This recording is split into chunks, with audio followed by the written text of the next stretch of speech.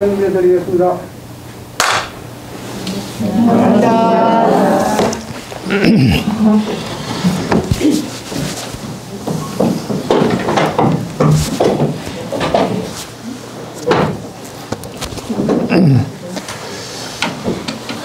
예, 반갑습니다. 오늘이 이제 새해고 첫 강의지 싶습니다. 새해도 많은 복 받으시고 무엇보다도 우리가 이미 부처님 속에서 부처로 살고 있다는 사실을 항상 확인하는 그런 매일이 되기를 저도 함께 그렇게 기원하면서 축원드리겠습니다. 오늘 우리 얘기는 다문지해 이야기가 이제 15장에서 쭉 했었는데 조금 더 보충해서 말씀드리고 이제 그러면 16장 화련누진 번뇌가 시원하게 떨어져 나간다 하는 장에 대해서 이야기를 나누도록 하겠습니다.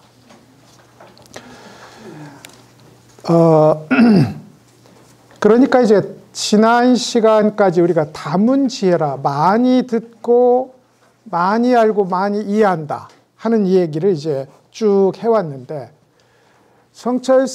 원래 이제 근본 불교, 일반적인 불교에서는 안한을 다문제일이라고 칭송했듯이 다문지해는 큰 허물은 아니었어요. 근데 이제 성철 스님 혹은 선종의 아주 강한 경향성을 띠는 선종의 스승들에 오면 경전에 대한 이해, 그리고 그것을 불교 공부로 대신하려고 하는 이러한 경향에 대한 강한 비판이 일어나요. 이건 성철 스님만 그랬던 것은 아닙니다. 그리고 이제 그 중에서도 우리로 치면 이제 성철 스님 같은 경우가 특히나 경전을 많이 공부하고 불법 공부를 많이 해서 일어나는 이 현상을 다문지해라고, 많이 듣고 알고 이해한다는 말로 표현했고, 요 용례는 성철 스님 외에는 잘 찾아보긴 어렵습니다. 꼭 찾자면 종경록에 보이지만 이렇게 기본적인 테마로 사용한 것은 아마도 성철 스님이 가장 두드러진 주장을 했던 것 같습니다. 그 이유야 당시 성철 스님이 보았던 한국 불교가 경전에 대한 많은 지식과 이해를 바탕으로 그것을 깨달음이라고 하거나 거기에서 깨달음을 밀고 나가려고 하는 그런 경향성이 있었다. 이것을 교정하기 위해서 성철 스님이 이제 다문지해에 대한 이렇게 큰 비판을, 굉장히 길었잖아요. 큰 비판을 행하게 됩니다. 이제 인용문은 여러 가지가 있지만 실제로 그 인용문의 핵심은 보조 스님에게로 내려와서 완성된 이 말입니다. 완성된 도노점수라는 이 이론은 기본적으로 알고 이해하는 유심작용에 근거해 있다. 이것이 이제 요 뒤에 있는 보조 스님 관련 문장을 인용한 주제가 돼요. 그 출발은 이제 신회 스님이 됩니다. 신회 스님은 지난 시간에도 제가 말씀드렸듯이 육조의 제자입니다. 근데 육조 스님의 제자인데, 원래 육조 스님의 정맥은 이게 안 들리나?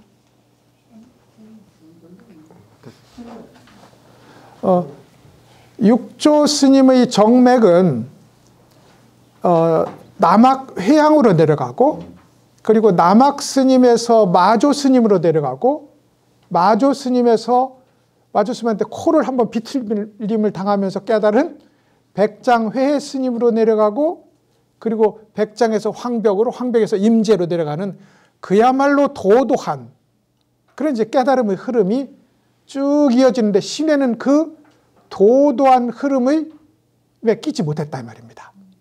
도도한 흐름의 발원자쯤 돼야 되는데, 왜냐하면 남악 회양이 육조 스님의 법을 직접 받았는데 신회 스님 역시 직접 받았잖아요. 그런데 이제 신회 스님이라는 이는 반개쯤 된다. 흐름을 분명히 형성했지만 지금 말씀드린 이 도도한 남종사의 전체를 형성하는 이 흐름에 포함되지도 못했거니와 수시로 배제당했다. 이것이 이제 신의 스님의 신세가 됩니다. 그냥 신의 스님이 성격이 나빠서 혹은 성격 나쁜 사람도 인기 있는 선사들 많습니다. 그리고 선사들은 성철 스님도 말했듯이 사람 못된 게 중되고 중 못된 게 선사되고 선사 못된 게 깨닫는다 했잖아요. 그래서 성격 못된 사람 꽤 있습니다. 그건 말할 것도 오죽 그래 못됐으면 자기 몸을 그렇게 들들 볶아서 잠도 안 자게 하고 할까. 그런 곳에 이제 깨달음의 분이 있다 이 말이죠. 그런데 이 신의 스님의 경우에 거기에서 이제 발군의 어떤 업적을 이루었거든요. 실제로 중국 천하가 남종선 중심이 된 큰 공로자는 하택 신회예요. 신의 스님이라고요. 그럼에도 불구하고 신의 스님을 지속적으로 배제하려고 하는 건 신의 스님이 못됐다거나 사이가 좋지 않아서라거나 그런 것들이 아니라 신의 스님의 주장에 도저히 수용할 수 없는, 그렇죠? 남종선에서 도저히 수용할 수 없는 내가 무엇인가를 안다 하는, 이걸 영지라고 해요. 신령스러운 알미라는 이 테마를 선종의 핵심에 띄워 올렸기 때문에 그렇습니다. 선종은 육조스님 때부터 무념, 그죠? 무념, 무주, 무상이었단 말입니다. 생각을 내려놓고 모양에 대한 분별을 내려놓고 머물지 않아요. 이게 전부 한결같이 가리키는 것은 생각을 멈춘 자리, 그리고 거울처럼 밝아진 자리를 말하는 거거든요. 근데 여기서 신령한 알미라는 이 테마를 하나 띄워오면서 이것이야말로 깨달음의 도달점이라고 띄워 올린 겁니다. 그러면 이제 궁극으로 가봐야 유심인 거예요. 아는 내가 그것을 보는 일이 있다 이 말입니다. 이 소위 영지라는 신령스러운 알미란 이 한 용어 때문에 실제로는 남종선에서 적극적으로 배제되어 가는 그런 이제 운명을 맞게 됩니다. 그리고 그것이 바로 육조 스님 회상에서 이미 일어났던 일이죠. 나에게 머리도 없고 꼬리도 없다. 이름도 없고 별명도 없다. 그러면 그대들은 한번 말해보지, 이것은 무엇인가? 말할 수 없거든요. 꼬리도 없고 머리도 없어. 이름도 없고 별명도 없어. 그럼 이게 뭐냐고요. 그런데 모든 곳에 드러나 있어. 그러면 이제 우리가 선종사에 드러났던 그런 각종의 기발한 답들이 나와야 되는데 신의 답은 너무 평범했다 이 말입니다. 그것은 모든 부처님의 근원이고 저 신회의 불성입니다. 요 정도는 있잖아요. 불교학 석사도 말합니다. 예? 요 정도는 말하는 거예요. 그냥 불교 입문자도. 근데 그러자 육조 스님이 그렇게 말했다지요. 내가 머리도 없고 꼬리도 없고 이름도 없고 별명도 없다 했는데 너는 모든 부처의 근원이자 너 신회의 본성 불성이라고 얘기하는구나. 너 공부 최고로 잘해봤자 이 말입니다. 최고로 잘해서 하나의 스쿨을 차려봤자, 하나의 학파를 차려봤자 결국은 암과 이해를 널리 선양하는 그런 무리가 될 것이다. 이렇게 예언을 합니다.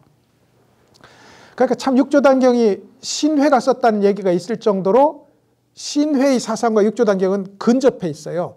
그럼에도 불구하고 육조단경의 엄연히 너 신회는 암과 이해를 숭배하는 무리가 될 것이다 라고 거의 이거 쌍욕이거든요. 그죠? 거의 쌍욕에 가까운 그런 예언을 해놨으니 육조단경에 참 묘한 부분이 있어요.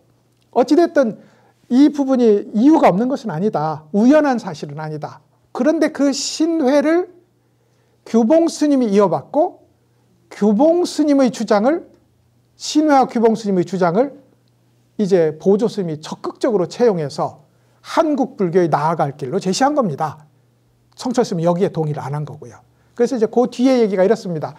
여러 번 이야기해서 더군다나 저는 우리 성철스님의 법을 공부하는 우리들이 성철스님의 주장을 받아서 지금 당장 여기에서 도대체 이것이 무엇인고, 왜 삼석은이라고 했는고, 이 알 수 없는 자리에 자신을 던지는 일만 모든 에너지를 써야지, 성철 스님 책 읽어보니 보조 스님 틀렸다더라. 이런 논의가 우리 집 입에서 한마디도 나올 필요가 없다. 왜냐하면 그건 성철 스님이 자신의 법을 강력하게 피력하게 해서 쓴 방편이지 옳고 그름의 문제를 우리가 접근할 수는 없다. 옳고 그르면 뭐예요? 옳고 그른 것이 있으면 불교가 아닙니다. 불교 실천이 아니에요. 학자는 옳고 그름을 따져도 되겠죠. 실천자는 옳고 그름의 현장에 빠져서는 잘 나가봤자 지혜 종도가 된다고요. 안 되는 겁니다. 그런 의미에서 이제 우리는 옳고 그름을 접근하지는 않습니다. 다만 성철 스님이 어떤 부분을 우려했는가를 한번 잠깐 살펴봐 드리죠. 이전에 했던 얘기입니다. 보조 스님이 52세, 53세에 돌아가시거든요. 굉장히 젊어서 돌아가십니다. 그런데 한국 불교의 신라의 원효, 고려의 보조, 이조의 서산 이렇거든요. 그러면 도대체 얼마나 위대한 인물이었을까? 보조 스님이. 생각을 해볼 만하죠. 그죠? 그 짧은 생애에 온 우리 역사를 통틀어서 가장 위대한 스승으로 꼽히고 있다. 근데 그래서 이제 분명히 머리가 뛰어나고 어마어마한 천재성과 노력을 갖춘 그런 분이었거든요.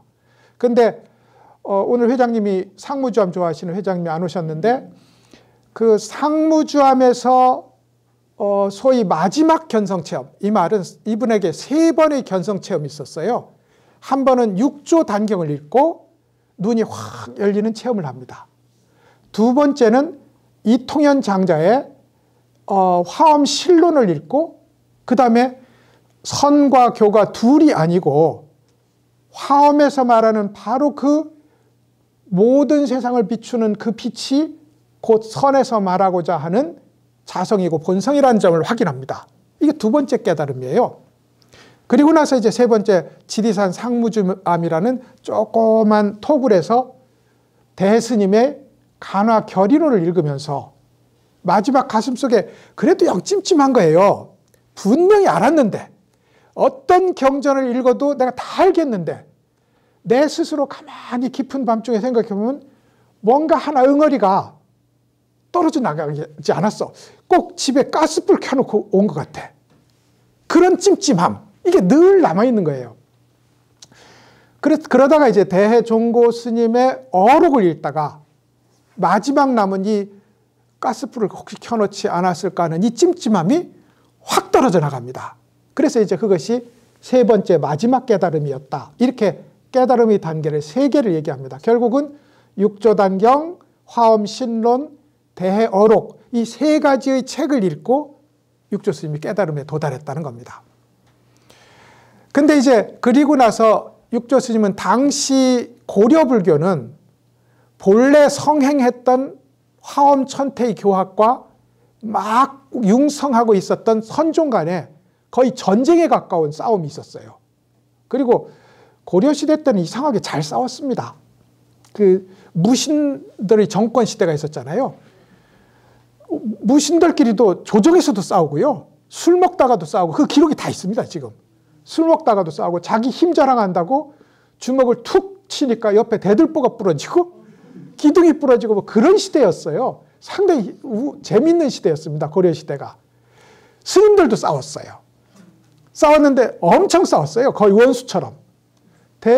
이 보조 스님이 보기에 교학과 선은, 교는 부처님 입에서 나온 말이고 선은 부처님 마음을 드러낸 것인데 어떻게 마음 다르고 말씀 다를까? 이거예요. 그죠? 그러니까 이통현 장자가 말한 거거든요. 교학이라는 건 부처님의 말씀이고 선이라는 건 부처님의 마음이다 라고 말한 것이 이제 이통현 장자가 말한 건데 이 보조 스님 역시 거기에 확실하게 확인하는 바가 있었어요. 그래서 이제 두 번째 깨달음을 성취했다는 것이고 마지막 남은 그 찜찜한 덩어리 그걸 이제 대해어록을 읽으면서 화두 참구를 통해서 툭 떨어냈다 이겁니다. 그리고 이제 이분이 평생을 걸려서 할 일은 선과 교가 다른 길이 아니다. 이것입니다.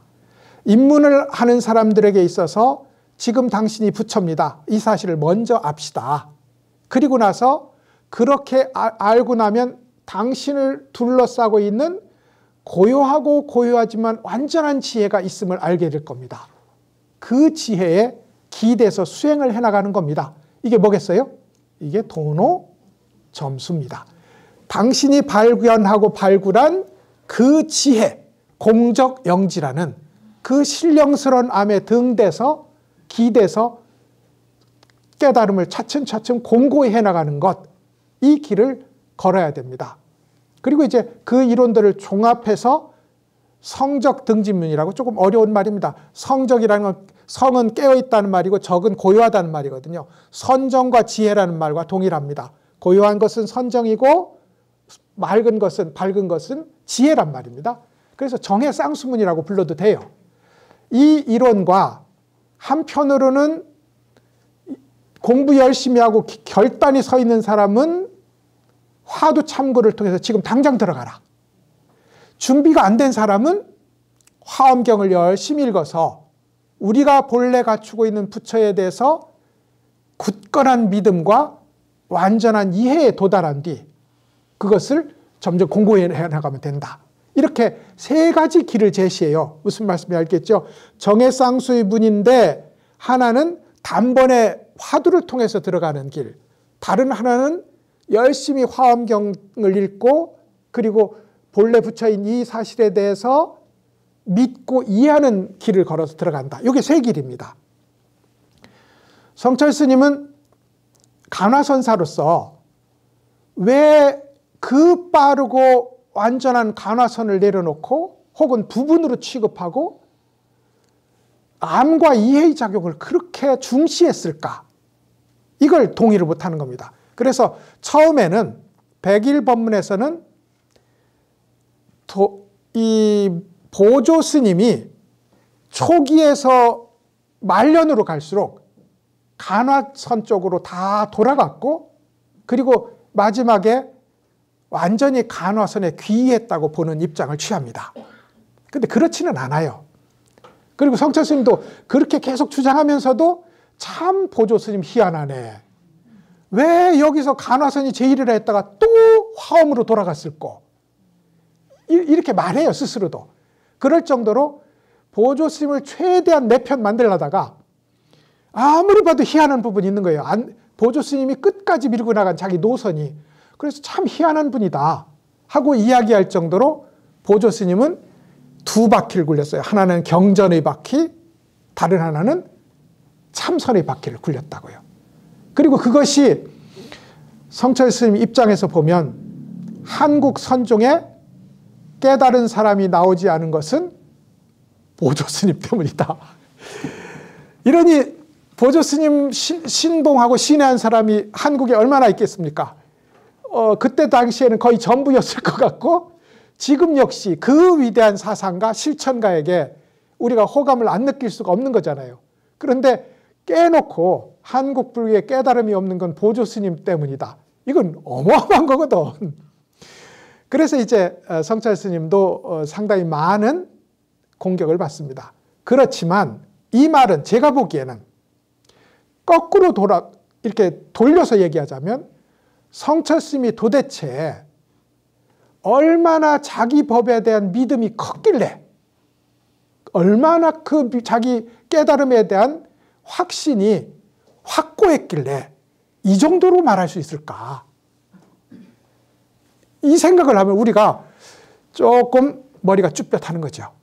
이 정도까지 말을 할 수 있으려면 도대체 그분의 수행 체험과 깨달음 체험은 어디까지일까? 보조 스님 때문이다 이렇게까지 할 수 있으려면. 그래서 그런 생각을 한번 성철 스님의 법을 따르는 입장에서 보면 생각을 꼭 해볼 필요가 있다고 생각을 해요. 그게 이제 우리가 오늘 지난 시간까지 다문지혜를 가지고 공부한 내용이 되겠습니다. 그 중에 15-13만 읽고 다문지혜의 주제를 넘어가도록 하겠습니다. 15-14 한번 열어 읽어보실까요? 신묘한 광명은 어둡지 않아 만고에 빛나는 길이다. 이 문에 들어오려면 알고 이해하는 일을 남겨두지 말아야 한다. 이랬어요. 신묘한 광명은 어둡지 않아 만고에 빛나는 길이다. 신령스러운 암과 신묘한 광명은 다르죠. 신묘한 빛은 그냥 있는 거고, 우주에 그냥 있는 것이, 우주를 모두 드러내는 것이 신묘한 빛이라면, 신령스러운 삶은 알미잖아요. 알면 어디까지나 아는 나와 알게 되는 그것이 있어야 돼요. 그렇잖아요. 다른 얘기입니다. 아는 나와 알려지는 것, 그 도, 그것이 있는 차원에서 신령스러운 알미라는 것이 성립하고, 신묘한 빛이라는 것은 나도 없고 너도 없는 자리, 나도 없고 부처도 없는 자리. 제가 농담처럼 얘기하자면 선사들이 늘 하던 얘기거든요. 나도 장래 지내고 부처도 장래 지낸 자리, 거기에 뭐가 남느냐? 신묘한 빛이 남는다고요. 그 빛이 이렇게 드러난 우주 법계예요. 그래서 이제 신묘한 광명은 어둡지 않아서 불생불멸이라서 만고에 그 빛을 잃어본 적이 없다. 한결같이. 그래서 이걸 가리켜서 워낙 빛나므로 부처의 태양이라고, 불일이라고도 불러요. 부처불 태양 일자를 붙여서요. 이 문에 들어오려면, 이 선을 하는 문, 불교를 실천하는 문에 들어오려면 알고 이해하는 일을 남겨두지 말아야 된다. 이게 그 유명한 입차문내 막존지혜, 범어사 문에 들어가려면 우리가 제일 먼저 만나는 동산 스님의 글씨가 있어요. 그 동산 스님의 글씨가 신광휘요, 신묘한 광명은 빛나서 만고에 비치는데, 신광불매, 어둡지 않아서, 이쪽 한편에 입차문내, 이 문에 들어오시려면 알고 이해하는 일을 딱 내던지라. 담배 끊듯이, 술 끊듯이 알고 이해하는 일도 끊고 들어와라, 이 말입니다. 그러면 그 문 들어가면 뭐가 돼요? 알면 태양이 될 것이고 모르면 멍충이가 돼야 됩니다. 두 개밖에 없어요. 이 문에 들어간 사람 중에 아는 사람은 자유롭고 호방한 대장부의 삶을 살 것이고, 모르는 사람은 멍충이로 살면 되는 겁니다. 어정쩡한 헛똑똑이는 우리 문에는 필요 없다. 이 선언이, 그러니까 범어사에 가서 아는 척하면 이미 입구에서 약속한 약속을 어기는, 일종의 연극 보러 가서 과자 먹는 사람과 동일하다. 응? 비스켓 먹는 사람 안 되거든. 저 피아노 연주하는데 들어가서 소리 내면서 웃고 떠들며 얘기하는 거랑 똑같다. 범어사에 들어가서 아는 척하는 일은. 이제 그렇게 얘기가 되는 셈입니다. 백장회 스님의 문인이었던 평전 보원선사라고 있었어요. 그분의 말입니다. 법문을 읽어보면 극히 명쾌한데 얼마 남지 않았어요. 그런데 이 한 구절로, 이 한 구절로 선종의 명사가 됩니다. 이 평전 보원선사라는 이는. 전하는 바에 의하면 무심을 잘 닦았는데, 하루는 이제 산속에 들어가서 오두막을 짓고, 우리말로 하면 토굴이겠죠. 오두막을 짓고 수영을 하려고 하는데 새끼 호랑이가 와서 신기하니까 얼찐얼찐 하는 겁니다. 아직 남을 해칠 줄은 모르고. 그러고 나서 새끼 호랑이가 그날 가서 지네 엄마한테 일렀어요. 이러니까 이제 지네 엄마가 이제 새끼 호랑이를 데리고 또 왔습니다. 누가 내 영역에 와서, 이 말이죠. 산왕대시잖아요. 누가 내 영역에 와서 허락도 없이.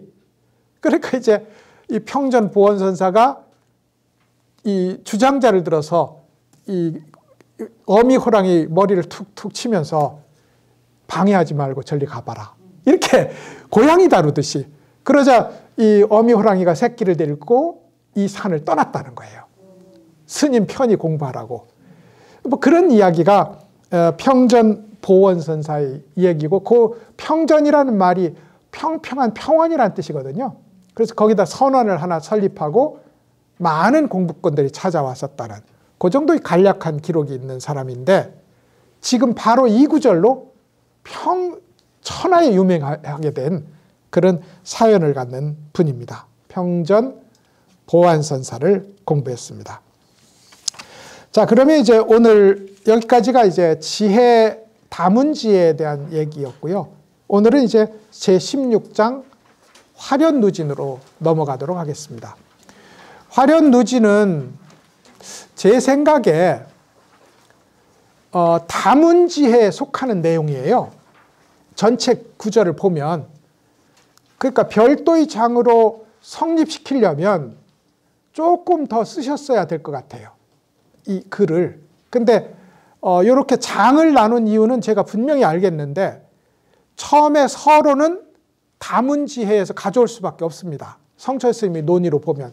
근데 서론격에 해당하는 얘기만 있고 그 다음에 어떻게 무루의 문제에 대한 본격적인 논의는 조금 미진한 감이 있어요. 그래서 덜 쓰신 것 같다. 그런 생각이 드는 장이기도 합니다. 그러다 보니 실제로는 극히 짧아요. 극히 짧아. 그래 이제 한 문장 한번 보실까요? 우선 누진에 대해 한번 보죠. 누진하니 누진통이 생각납니다. 그죠? 부처님에게는 세 가지의 밝음과 세 가지의 신통한 능력이 있었어요. 그래서 그걸 합해서 삼명육통이라고 부르고 혹은 육신통이라고 부릅니다. 그 중에 이제 우리가 있었으면 하는 것은 신족통 같은 거겠죠. 벽도 뚫고 지나가고 벽 뚫고 지나가면 제일 먼저 하고 싶은 일이 무엇일까요? 실제로 별로 착한 일은 아닐 겁니다. 벽을 뚫고 다닐 수 있으면 우리가 제일 먼저 할 일이 그리 착한 일은 아닐 것 같아. 이렇게 이제 생각을 듭니다. 그러니까 이 신통은 나쁘게도 쓸 수 있는 거죠. 그게 이제 소위 신족통에 해당합니다. 그런데 이제 신통한 힘인 동시에 나도 구하고 남도 구하는 신통력이 있어요. 이게 삼명입니다. 이게 삼명인데 첫째로는 천안통입니다. 천안통은 병 너머도 보고 그대의 마음도 보고 그리고 이 지금 상황의 돌아가는 전체적인 현상도 손바닥 보듯이 보게 된다. 모든 육도의 세계를 한눈에 보게 된다. 이게 이제 천안통에 해당합니다. 당연히 당신의 고통스러운 마음을 내 마음처럼 아는 일도 여기에 이제 타심통과 달리 전체를 보니까요. 이게 천안통입니다. 그 다음에 이제 과거생의 인연을 보는 숙명통이 있어요. 숙명통 가지고 나쁜 일을 하기는 고작 해야 무당 정도 됩니다. 무당이 그렇게 나쁜 건 아니거든요. 그 이제 예를 들어 타심통 하면 사기도 칠 수 있단 말입니다. 근데 숙명통은 그렇지 않아요. 숙명통은 남에 대한 걱정이 함께 따라다닙니다. 그래서 이제 타인의 혹은 나의 한 생, 두 생, 삼생, 사생, 백생, 천생 그 이전을 쭉 수행의 깊이만큼 보는 겁니다. 보는 거예요. 그리고 나서 이제 모든 번뇌와 번뇌의 뿌리 이렇게 꼭 이렇게 기억하셔야 돼요. 또 설명드리겠습니다만 모든 번뇌 그럼 108배, 108번뇌, 84,000번뇌 이게 모든 번뇌잖아요. 번뇌의 뿌리는 마음이거든. 심의식이라고요. 그러니까 번뇌와 번뇌의 뿌리 이게 우리가 말하는 번뇌의 정체입니다. 뿌리가 없어지면 위에 평토 작업해봤자 소용없잖아요. 잡초를 위에서만 깎아버리면 밑에 뿌리가 남아있으니 다음에 봄에 또 난다고요. 그런 의미에서 번뇌의 뿌리, 마음이라는 것 그것을 모두 떨어낸 그러니까 번뇌가 일어날 가능성까지 다 없애버린 상태를 누진통이라고 부릅니다. 당연히 이것은 부처님의 지혜에서 1번 대표 항목이 되는 겁니다. 이렇게 해서 이제 3명이 생기고 나머지 3통은 이제 있어도 좋고 없어도 좋은 이제 그런 신통으로 이야기를 하게 됩니다. 그러면 부처님은 늘 신통을 부렸고요. 그리고 특히 천안통, 숙명통, 누진통의 신통은 모든 법에 기본적으로 쓰셨던 것 같습니다. 그래서 당시 교단의 한 비구가 고름병을 앓고 있었어요. 고름병은 강하게는 문둥병이고 센 경우에는 문둥병입니다. 예를 들어 아사세왕 앓았던 것이 문둥병이었거든요. 아자타사투르 왕이 앓았던 병이 문둥병입니다. 그러니까 악행을 저지르면 그러니까 세조도 피부병을 앓았잖아요. 이게 거의 그거에 가까웠다고 보는 거죠. 옛날에 이런 병은 굉장히 이게 좋지 않은 병이었는데 이 비구도 그런 병을 앓았어요. 몸이 썩어 나가니까 썩은 냄새가 나서 동료 수행자들이 그 사람만 오면 이렇게 멀어져 갑니다. 그래서 구석진 방에 혼자 앉아서 나는 무슨 죄를 지었길래 죄는 지었지. 무슨 그렇게 한탄하면 안 되는 거지. 불제자가 아닌 거지. 그죠? 나는 무슨 죄를 지었길래 이런 고통을 당하는 거 슬퍼하면서 이제 부처님에게 자비를 간구해요. 그걸 부처님이 봅니다. 뭘로요? 천안통으로 보겠죠. 천안통으로. 그리고 나서는 이제 저 비구의 고통을 해소해 주기 위해서 신통력의 장막을 칩니다. 장막을 치는데 왜냐하면 이제 문둥병을 낚여주려고 장막을 치는데 하늘의 천인들까지는 가리지 않았어요. 그러자 재석과 천인들이 부처님께서 오늘 저 피부병에 걸린 고름 나는 피부병, 문둥병이라고 합시다. 문둥병에 걸린 비구를 치료하기 위해서 장막을 치셨구나. 준비하자. 그래가지고 부처님이 쓰실 정병에 청정한 물을 담고 천인들이 그리고 꽃을 뿌리고 하늘에 풍악을 울리면서 부처님의 이 법사를 장엄을 해요. 그러자 부처님이 이제 이 물병을 천인들이 내려주는 물병을 받아서 이 비구를 비구에게 부어주고 손으로 씻어줍니다. 문둥병이 나았어요. 나았어. 그리고 이제 이 소위 부처님의 법사를 본 이제 대중들이 묻습니다. 저 비구는 무슨 이유로 저런 병을 앓게 되었을까요? 그러자 부처님이 저 비구는 전생에 이게 뭐죠? 숙명통입니다.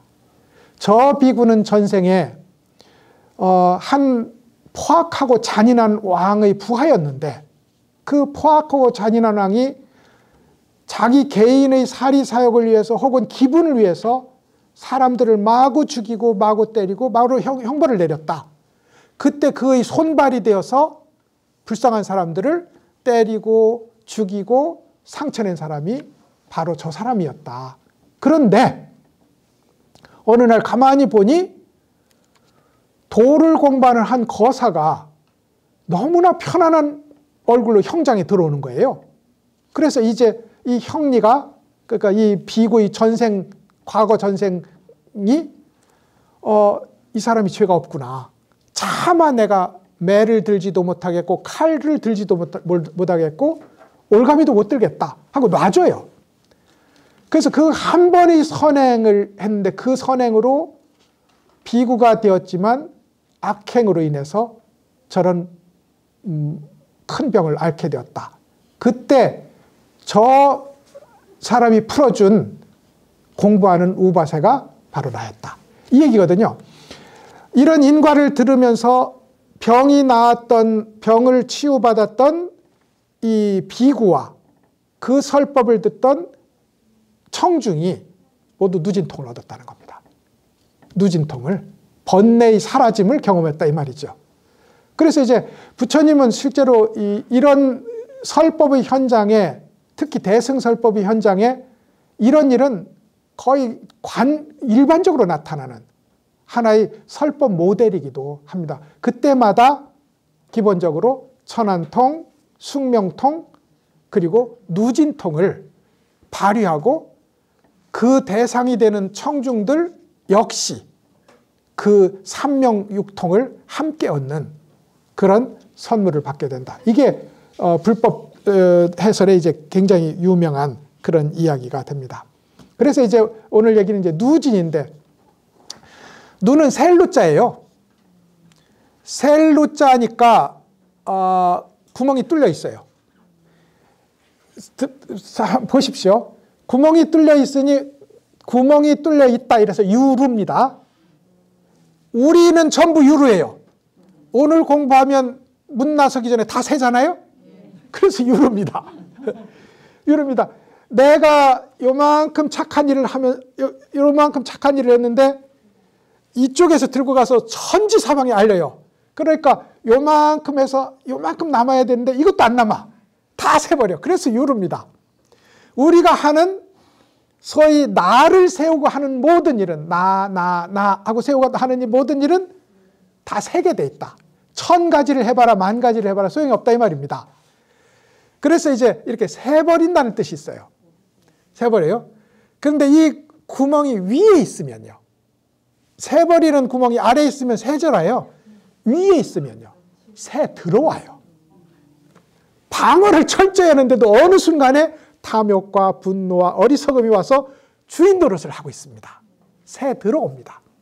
그 결과는 내가 새 들어가요. 내가 새 들어 어디로요? 3도 윤회로, 예? 6도로. 나의 존재 자체가 새서 구멍이 우리 이렇게 무엇인가 받치는 부처님 손이 있는데 내가 그렇지 못하니 풍풍 새는 거예요. 새서 3도 윤회를 6도 윤회를 하게 되는 존재로 떨어져 내려간다. 이 세 뜻을 갖게 됩니다. 공덕으로 치자면 새어 빠져나가고, 그리고 번뇌로 치자면 새어 들어오고, 나로 치자면 매번 6도로 떨어져 나가는, 떨어져 나가는. 이것이 이제 유루의 기본적인 내용이 됩니다. 이에 비해서 무루는 땜질을 잘한 거예요. 땜질을 잘해서 새 나가지도 않고 새 들어오지도 않고, 그리고 내가 6도에 떨어지지도 않는 길, 이게 무루의 길입니다. 무루는 깨달음의 몫입니다. 그죠? 그런데 우리가 뭐라고 했냐면 수행은 깨달음을 흉내냅니다. 수행은 깨달음을 흉내내요. 그러니 수행에도 무루의 법이 있습니다. 무루의 법. 그게 뭐냐면 우리가 모든 건 고통이고, 그렇지, 우리가 3개가 다 고통이잖아요. 모든 건 다 고통이고 모든 건 다 불만족인데, 그건 뭘로 인해서 일어나냐면 내가 집착하기 때문에 그렇잖아요. 그래서 그게 사성제 중에 고와 집에 해당합니다. 고와 집에. 그런데 이 고와 집을 조금씩 떼우거나 단번에 떼우는 길이 있어요. 그게 뭐냐면 팔정도 육바라밀의 길입니다. 비록 팔정도 육바라밀을 지금은 아주 어색하게 서툴게 실천한다 해도 궁극적으로 이 뚫린 구멍은 조금씩 메꿔졌다고 믿어야 되고, 궁극적으로 우리는 그것을 완전히 막는 일이 소위 소멸에 있고 그 소멸을 이끄는 진리의 실천 방법이었다. 이게 사성제 중에 멸정제와 멸성제와 도성제가 된다고요. 그래서 이제 우리 삶의 병을 진단하면 당연히 약도 내놓는 것이 불교의 진리잖아요. 그래서 이제 고와집이라는 병에 멸과 도라는 약을 제시하는 이제 뭐 그런 이야기가 이제 무루가 됩니다. 구멍이 막 뚫렸던 구멍이 막히면 그게 무루가 된다고요. 이제 성철 스님의 무루설법을 하는 입장을 몇 가지만 정리하고 잠깐 쉬도록 하겠습니다. 그리고 이게 교수님 방이 더우니까 좀 졸리신 것 같아요. 그래서 이 유루무루를 접하면서 성철 스님의 기본적인 논조는 많이 듣고 많이 알고 많이 이해하는 일, 이것은 어떻게 해봤자 무루다. 어떻게 해도 무루다. 유루다. 어떻게 해도 새어나가는 거다. 위로도 뚫리고 아래로 뚫리고 내 존재로도 뚫려 있다. 어디로도 뚫려 있다 이 말이죠. 더군다나, 이게 중요합니다. 더군다나 그건 유루일 뿐더러 유루 중에서도 제일 세련되고 제일 못된 애다. 그래서 사갈같이 미화라 했어요. 뱀같이 전갈같이 미화해라. 아는 일을 뱀같이 전갈같이 미화해라. 이렇게 할 정도로 유루 번뇌의 가장 중요한 게 이게 다문지혜다. 이것이 성철 스님의 법문의 이 법문의 제1번 핵심이 됩니다. 그 다음에 두 번의 핵심은 제가 아까 말했잖아요. 108번뇌, 84,000번뇌라는 우예드라는 것의 뿌리가 성철 스님이 늘상 얘기하는 3세 6추잖아요. 뚜렷한 마음작용, 미세한 마음작용. 요 정도로 합시다. 그죠? 아주 뚜렷한 마음작용, 그리고 극히 미세한 마음작용이라고 불리는 이 마음작용이 뿌리인데, 이 마음작용의 뿌리를 잘라내야 진짜 무르가 된다. 그러기 전까지는 아무리 잘 튼튼하게 막았다 해도 막힌 것이 아니다. 새나가게 돼 있다. 이게 성철 스님의 얘기입니다. 이 말은 뭐냐면, 그래서 성철 스님은